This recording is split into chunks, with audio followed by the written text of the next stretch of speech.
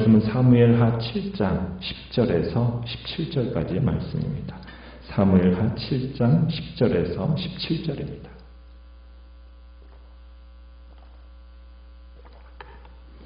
사무엘하 7장 10절에서 17절까지의 말씀 10절입니다.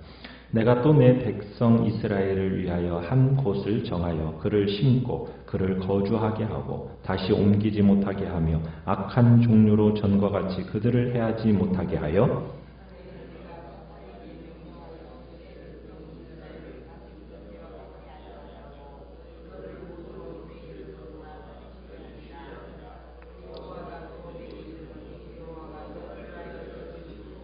내 수한이 차서 내 조상들과 함께 누울 때에 내가 내 몸에서 날 내 씨를 내 뒤에 세워 그의 나라를 견고하게 하리라.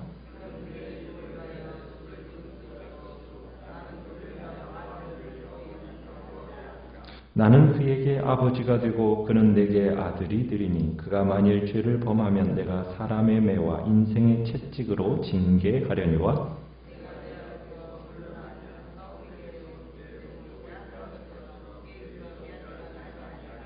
내 집과 내 나라가 내 앞에서 영원히 보존되고 내 왕위가 영원히 견고하리라 하셨다 하라. 나단이 이 모든 말씀들과 이 모든 계시대로 다윗에게 말하니라. 아멘. 사무엘하 7장은 다윗 언약을 이야기한다고 말씀드렸습니다. 다윗 언약은 구약 성경에 있어서도 가장 중요한 부분이면서 또한 성경 전체에 있어서도 또 중요한 언약 중에 하나입니다. 하나님 앞에서 참으로 자신의 인생의 형통함과 또 평안하게 궁에 거하게 하실 때 다윗의 마음에 참으로 죄악으로 그 마음이 흘러간 게 아니라 내가 하나님을 위해서 무엇을 할까라는 마음으로 흘러갔던 다윗의 중심을 우리가 보았습니다. 그런 다윗을 향하여 하나님은 성막 짓는 일, 성전을 짓는 일은 허락하지 아니하셨지만 오히려 그에게 하나님께서 집을 지어주시겠다라는 복된 언약을 맺어주시는 것을 보게 됩니다. 우리가 8절을 가보면은 하나님의 은혜로 양을 치던 목동의 자리에서 한 나라의 왕으로 이스라엘의 주권자로 세워졌다라는 것이 참으로 하나님의 은혜로 되어졌다라는 사실을 누구보다도 다윗이 잘 압니다. 특별히 그러면서 하나님께서는 말씀하시는 거죠. 내가 너를 불렀고 내가 너를 세웠고 내가 너를 이 자리에 오르게 했다. 그리고 앞으로도 그렇게 할 것이다 라는 이야기를 이제 하십니다. 그러니까 성전을 건축하겠다라는 꿈을 품은 이 다윗, 하나님은 도리어 그를 위하여 집을 지어주겠다라는 이 약속을 하시는 걸 보는데 지금 여기까지 온 모든 것도 내 능력으로 온 것도 아니고 무슨 요행이나 또 다른 세상적인 이유가 아니라 오직 전적으로 하나님의 뜻이요, 하나님의 의지요, 하나님의 능력에 의해서 은혜로 여기까지 왔다라는 이야기를 이제 다윗에게 말하고 있습니다. 그러면서 앞으로도 그럴 거라는 거예요. 이런 연장선상에서 그 유명한 다윗 왕가, 그 왕가가 영원함에 대한 하나님의 은혜의 약속을 주고 계시는 겁니다. 자, 그 다윗 언약이 어떠한 약속인가? 9절에 가보시면은 첫 번째로는 내가 내 이름을 어떻게 만들어주겠다? 위대하게 만들어주겠다고 합니다. 위대하게. 다윗의 이름이 세상에서 가장 존귀한 이름이 되도록 만들어주시겠다라는 약속을 하는 겁니다. 히브리인들에게 있어서 이름이라는 것은 단순한 호칭이 아닙니다. 다윗의 어떻게 보면 그 사람의 전인격적인 삶을 이야기하는 거죠. 그래서 다윗의 이름을 존귀케 하시겠다라는 그 의미 속에는 다윗의 명성만이 아니라 다윗의 삶 전체와 그의 후손 전체를 높이시겠다라는 그런 약속이 들어있는 겁니다. 그래서 하나님은 다윗에게 영원히 기념할 만한 명예를 약속하시는 거죠. 여러분, 세상에서 명성을 떨쳤던 사람들 중에 다윗과 같은 그런 영원토록 기억되는 사람이 전 세계적으로 몇이나 될까요? 참 다윗의 이름은 정말 어린아이로부터 시작하여서 정말 노년에 이르기까지, 그리고 전 세계의 그 위대한 이름으로 지금 남게 되었죠. 다윗의 이름에 대해서는 열왕기를 가보면은 왕들이 죽을 때마다 그 기준으로 삼았던 이름이 누구입니까? 다윗이에요. 다윗이 기준이 되어서 모든 왕들에게 적용이 되는 것을 보게 돼요. 그리고 모든 왕들은 다윗의 도시에 묻힙니다. 그러니까 다윗의 그림자가 얼마나 참으로 우리에게 미쳐지는지 몇천 년이 지난 오늘날까지도 우리 신앙인들의 삶뿐만 아니라 믿지 않는 이들에게까지도 길게 드리워져 있는 것을 우리가 보게 되는 거죠. 그와 같은 명예가, 이름이 위대하게 만들어 주신 거죠. 두 번째 이제 10절에 보시면은 내가 내 백성 이스라엘을 위하여 한 곳을 정해서 그를 심겠다 이렇게 얘기합니다. 이 얘기는 뭐냐면 방황과 어떻게 보면 환란의 시대가 지났다는 거예요. 더 이상 사사시대와 같은 혼란이 오지 않게 된다는 겁니다. 이제부터는 나무가 뿌리를 내리듯이 이스라엘이 가나안 땅에 뿌리를 내려서 한 민족으로서 자리를 굳혀갈 것이라는 지금 말씀을 하고 계시는 것입니다. 정말 그래서 다윗이 통치하는 동안에는 그 중동 지방, 고대 근동의 정치가 매우 조용했고 다윗과 이 솔로몬의 시대에는 상대적으로 평온함을 누리게 됩니다. 그 모든 것이 세상적인 눈으로는 우연처럼 보일지도 모르지만 믿음의 눈으로 보면은 분명 하나님의 축복이었던 거죠. 11절에 가보면은 이렇게 또 얘기합니다. 너를 모든 원수에게서 벗어나 편히 쉬게 해주겠다. 적군 이스라엘을 침략하지 못하도록 막아주시겠다는 약속입니다. 이스라엘이 애굽을 떠나올 때 하나님은 그들에게 안식을 약속하셨습니다. 그 안식이 여호수아의 그 리더십 아래에서 가나안을 정복한 다음에 잠깐 그 안식이 이루어졌어요. 작은 안식이 이루어졌습니다. 그러나 예루살렘에 이제 성전이 세워지면서 이 안식의 상당한 부분이 성취가 됩니다. 그리고 앞으로 다윗이 주변 국가들을 평정을 하게 돼요. 가나안 전 지역을 평정하게 되면서 다윗 시대에는 참으로 그의 대적이 될 만한 나라, 인물들이 없어집니다. 그래서 하나님께서 모든 원수로부터 평안을 그 나라에 주시게 되죠. 12절에 가보시면은 내 수한이 차서 내 조상들과 함께 누울 때 내가 내 몸에서 날 내 씨를 내 뒤에 세워 그의 나라를 견고하게 하리라. 그러니까 하나님이 다윗을 위해서 지으실 집은 여호와께서 다윗과 그의 후손이 영원히 통치할 수 있도록 하는 기회를 주신다라는 의미로 지금 말씀하고 계십니다. 그냥 다윗 정권, 한 정권만을 얘기하는 게 아니라 앞으로 영원히 지속될 다윗의 왕조까지 축복하고 계시는 겁니다. 그러니까 다윗이 죽은 후에도 그 후손을 통해 이 왕조가 이어져 갈 것을 지금 말씀하시면서 염려하지 말 것을 얘기하고 계시는 겁니다. 그러면서 13절에는 다윗의 씨앗이 그는 내 이름을 위하여 집을 건축할 것이다. 그러니까 다윗 자신이 아니라 내 후손이, 내 씨가 하나님의 이름을 위해서 집을 건축하게 될 것이다. 이렇게 얘기하는 겁니다. 그러면서 성전을 짓는 이제 후손이 그의 나라의 왕위가 어떻게 된다고요? 영원히 견고하게 될 것을 약속하고 계십니다. 자, 여기에서 이 씨, 네 씨라고 할 때 이 씨는 바로는 누구를 얘기하겠습니까? 솔로몬을 얘기하겠죠. 그렇죠? 솔로몬을 통해서 다윗 대신에 집을 짓겠다라는 약속, 그리고 그 아들을 통해서 다윗 왕조가 굳건하게 되어질 거라는 것, 그것을 얘기를 합니다. 그리고 솔로몬에 대해서는 또 뭐라고 얘기를 하느냐, 앞으로 그 씨에 대해서는 14절에 가보시면 나는 그에게 뭐가 되고 아버지가 되고 그는 내게 뭐가 될 것이다? 아들이 될 것이다. 무슨 관계가 될 거를 얘기하는 겁니까? 그죠? 아버지와 아들, 부자 관계가 될 거다. 그래서 이 하나님의 성전을 짓는 다윗의 후손과 그 하나님과의 이 특별한 관계, 부자 관계가 될 것을 선언하고 계시는 겁니다. 이 부자 관계는 끊어질 수 없는 혈연적인 결정적인 관계가 되어진다는 거죠. 그래서 어떻게까지 얘기를 하고 계시냐면 만약 그가 죄를 범하면 부자 관계이기에 만약 그가 죄를 범하더라도 어떻게 해야 할 거다. 사람으로 된 매와 인생 채찍으로 자식을 징계하듯 징계는 하겠지만 어떻게 하지는 않겠다? 15절에서 사울에게서처럼 내 은총을 빼앗지는 않겠다는 거예요. 사울에게서 당신의 은총을 빼앗아 버린 것처럼 그에게서 하나님의 이 계약적인 사랑을 빼앗는 일은 없을 것이다. 사울과 같이 버림받을 일은 없을 것이다. 지금 그렇게 선언하고 계십니다. 그러면서 16절에 이 12절부터 시작됐던 다윗 언약의 결론인데요.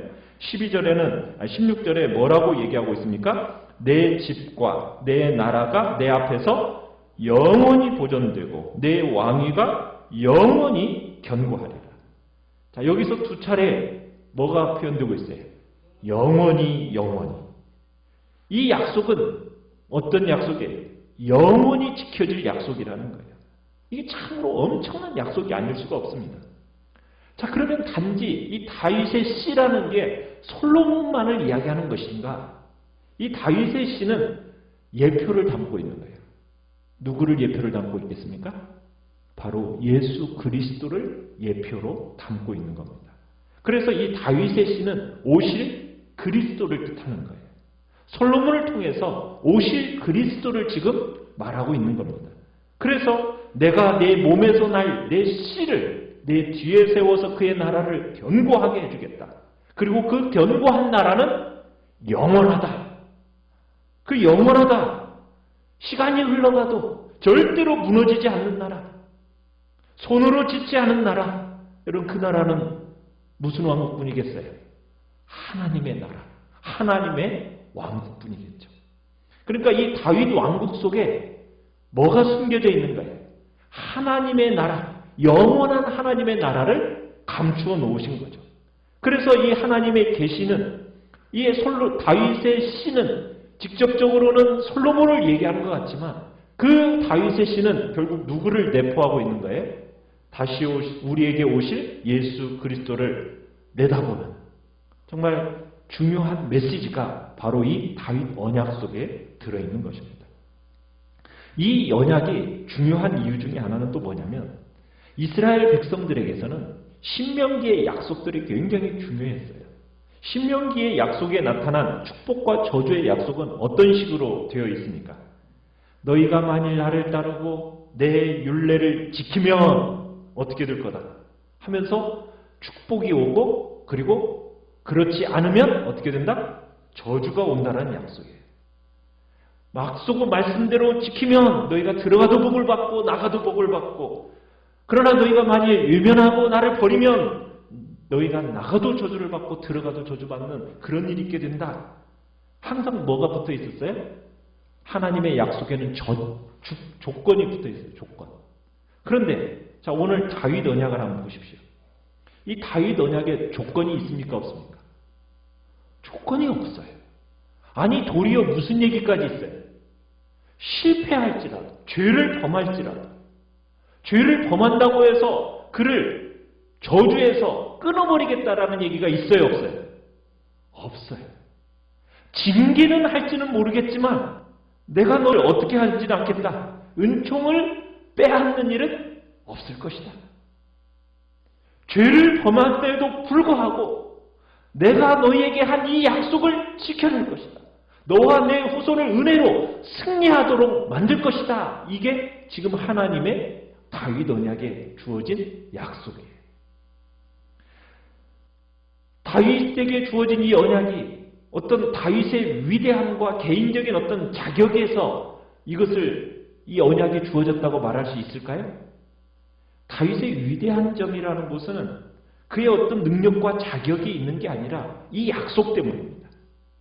그럼에도 불구하고 이 약속 때문에, 이 은혜의 약속 때문에 우리가 예수 그리스도를 믿어서 구원받아서 하나님의 자녀가 되고 천국으로 간다라는 것. 이것은 어떻게 보면 기독교 신앙을 간단하고 분명하게 우리에게 표현하고 있는 거죠. 여러분 그 이야기 속에는 무엇이 들어있는 겁니까? 천국은 잘한 사람들이 상 받고 잘못하면 벌 받는 여러분 그런 심판의 구조라는 이야기가 아니죠. 우리에게 허락되고 약속된 나라는 어떤 나라입니까?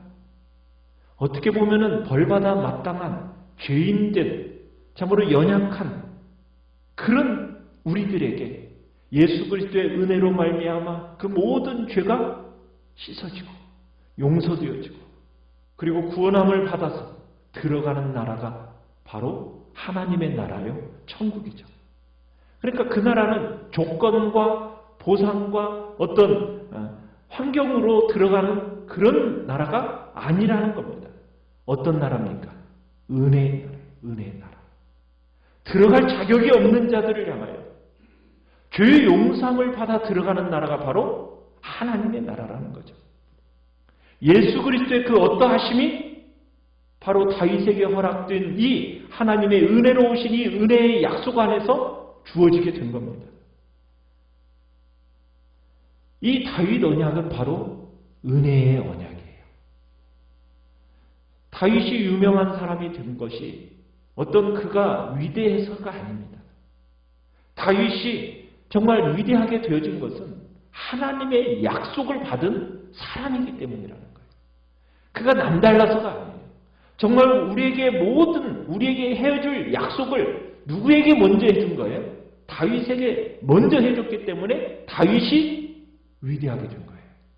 그래서 그의 이름이 존귀하게 되고 그리고 영원토록 존귀한 명예를 다윗이 얻게 된 거예요. 누구에게? 다윗에게 먼저 이 약속이 주어졌기 때문에. 그래서 다윗은 본질적으로 위대하다 그렇게 얘기하는 게 아니죠. 다윗도 우리와 똑같은 존재예요. 그런데 그가 위대할 수 있었던 이유는 뭡니까? 정말 하나님의 은혜의 언약의 첫 번째 사람으로서 그에게 이 약속이 주어졌기 때문인 거죠. 그런데 그 동일한 약속이 누구에게 주어진 겁니까? 바로 나에게도 주어졌다는 거예요.